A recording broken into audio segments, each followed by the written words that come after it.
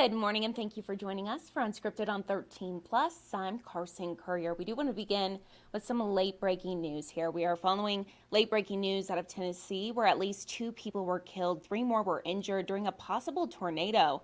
Take a look at your screen. You can just see all the damage there. Lots of trees down, lots of houses just completely damaged, rubble at this point.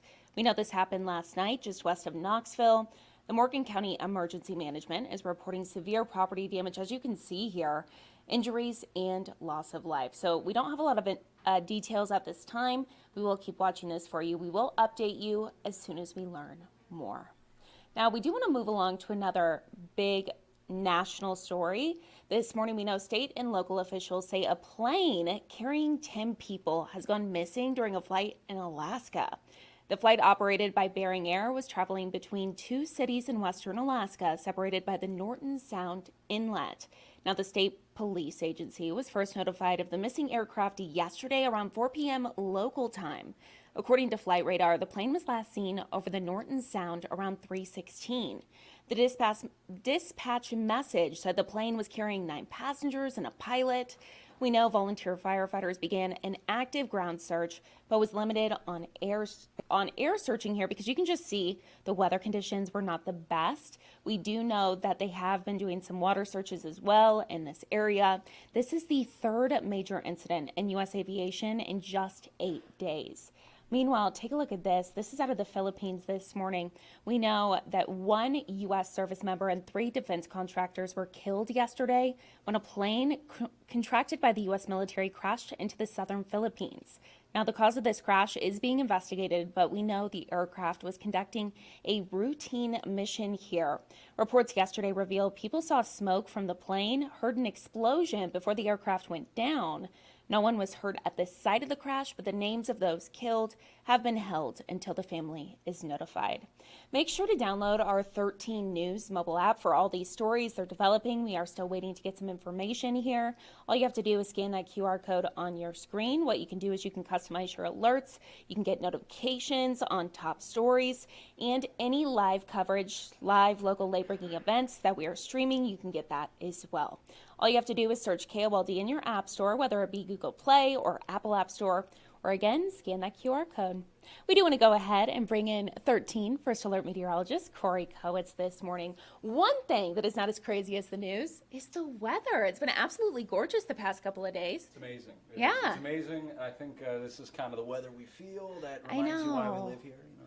I think everyone's a little jealous, right? Yeah. I mean, I have friends, my family, all my friends are back in the Northeast, and they're dealing with snow. Yeah. We just had an ice storm, so I know.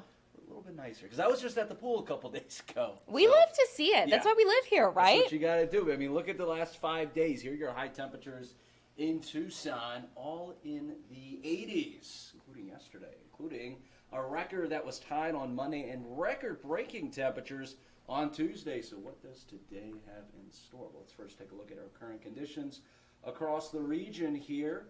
We're checking out around 50 in Tucson, now 52, 47 in Wilcox, 50 in Douglas, and 52 in Nogales. Another warm day, around 80 degrees in Tucson, so a touch cooler, but still, I mean, you're 80. It's pretty unseasonably warm. About 82 in Douglas, 79 in Sierra Vista. Overall, unseasonably warm and a beautiful Friday. We're going to continue these beautiful conditions through the weekend. Look at that weekend forecast. High temperatures in the low 80s in Tucson, upper 70s in Safford, low 80s in Douglas, and the low 80s and upper 70s in Nogales. Yeah, but take advantage of it, though, because it will cool down again, coming back down to earth here, because, 80s. You can't sustain that stuff to do. So we'll go right back down to the 70s Monday, Tuesday. And then the coolest of the next several days looks to be Wednesday, where temperatures to bottom out maybe all the way down to the low 60s. Maybe some spots having trouble even reaching the 60-degree marker. Why is that happening? Well, let's take a look at our upper level map to determine why that is. So high pressure has kind of just been settled over the region for a while now, contributing to the dry and warm conditions we've seen. That's going to stay the same. Through the weekend, a little weak low comes in, which would cool us down, likely a dry low, but cooling us down Monday. A stronger low looks to dig into the region by Wednesday, cooling us down another notch. You can see the snow and rain and precip is looking to stay to our north. And then we have another system that could come in, keeping us cool by Friday through Saturday. This time, though, you can see a little maybe moisture and some rain chances associated with it according to that model. All right, so here's what that same model is calling for rainfall-wise. This would be mainly next Friday. It's far in the future, but that's what it's calling for. And then we look to a different model, and it's on the same page generally. So it has, well, you know what? It just updated. No way. It just updated. So now this is what it looks like.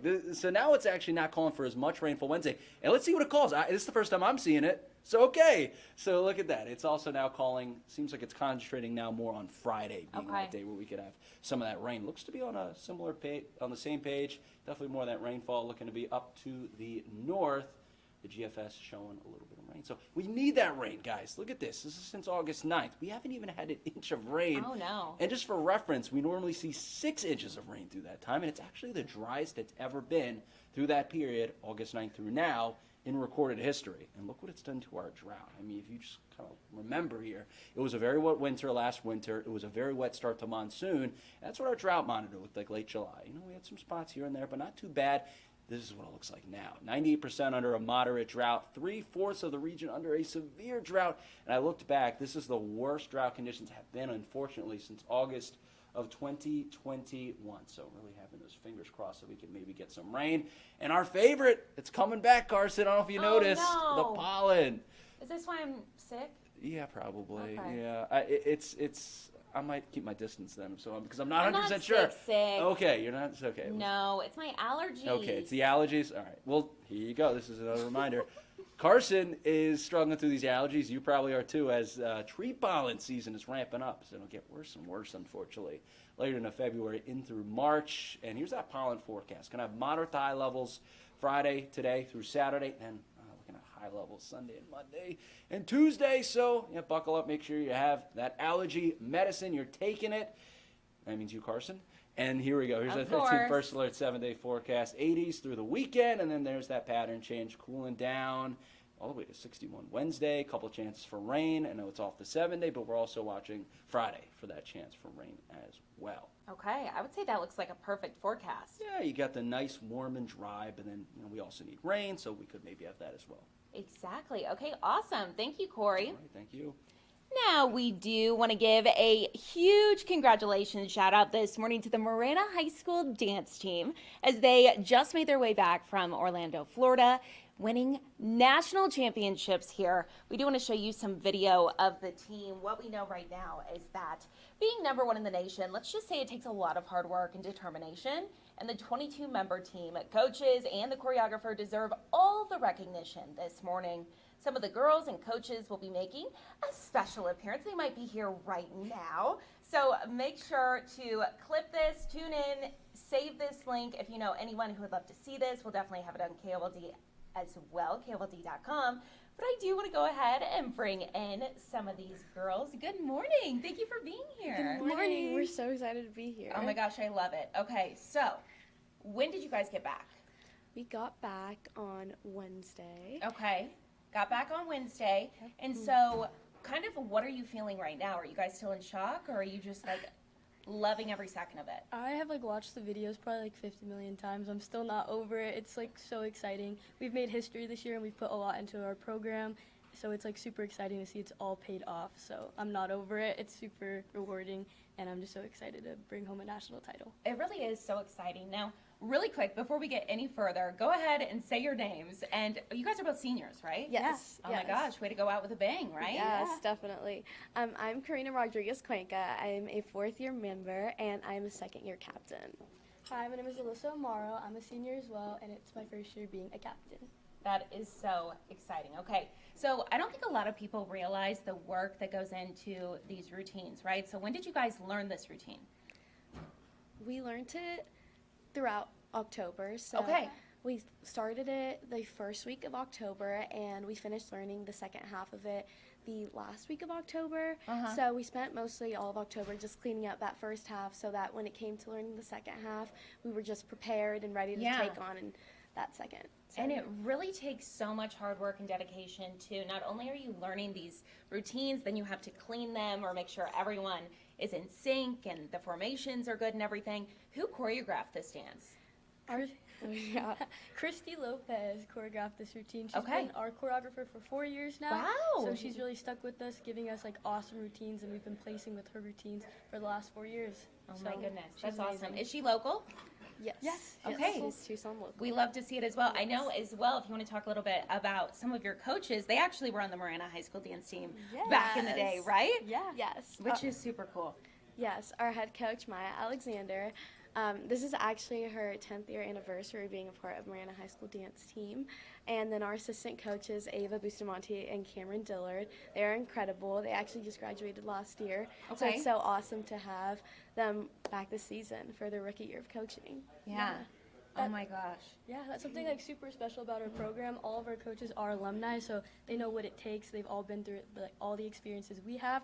So going forward, them helping us coach through all these hard like seasons, Yeah. practices, they know Yes. exactly what we're going through. So they're able to give us like the material and like the perseverance to get through all of the challenges, hard work, exciting times. It's so cool because we get to share that with them as well because they've been through it. So I think Yeah. that's something really cool about our program. It's everyone comes back, all the alumni, all the coaches. It's just once you're a part of the program, like you're forever a part of it. So I think that's something really cool about our Yeah, team. absolutely. A big family. We do want to go ahead and play some video here as we continue to talk a little bit. So this moment right here was right after you guys won. Definitely Yes. celebrating. This right here is when you were getting the trophy. What were you guys feeling in that moment? Were you expecting to place? Or was that a shock to you guys?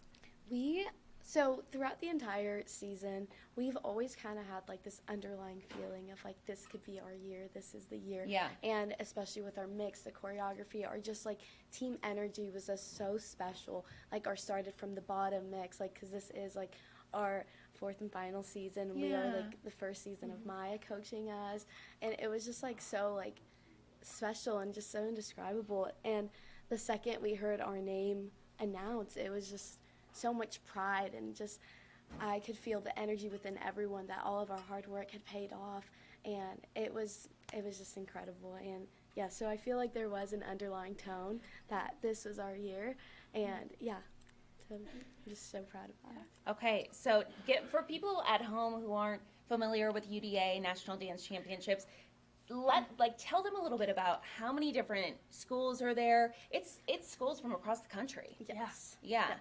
So what category were you guys competing in? And it was your hip hop dance that won, right? Yes. Okay. So we compete in varsity intermediate and hip hop, and there's like a million different categories. We compete in game day as well in POM, varsity Okay. intermediate.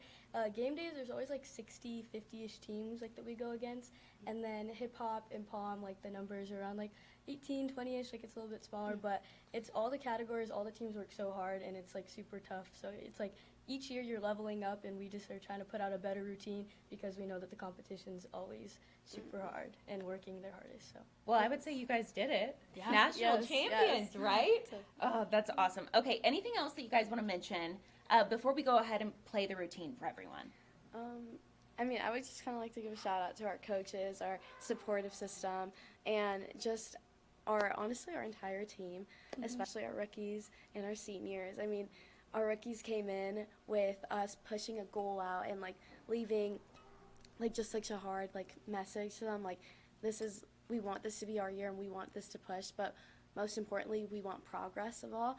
And they just came in, took that, and they did it and they pushed so hard, and I'm just very proud of them. And our seniors, like, we just pushed so hard. We've been wanting this for so long, and I'm just glad that we finally got to end it with a bang. So yeah, going with that, like I also couldn't be prouder of my team. I feel like we weren't just like hard workers, and we were very dedicated. I feel like we were all very connected as a team, and I feel like we all were talking about before awards. We were like, even if we don't win, even if we don't get the placement we want, like we are leaving with the win because we have such an amazing program. We have an amazing school that supports us, Yeah. and such a like awesome team that has worked so hard that no matter what happens, like we are truly winning in life because the program we get to be a part of every day. So And like you were saying, it's like a big family too. yeah.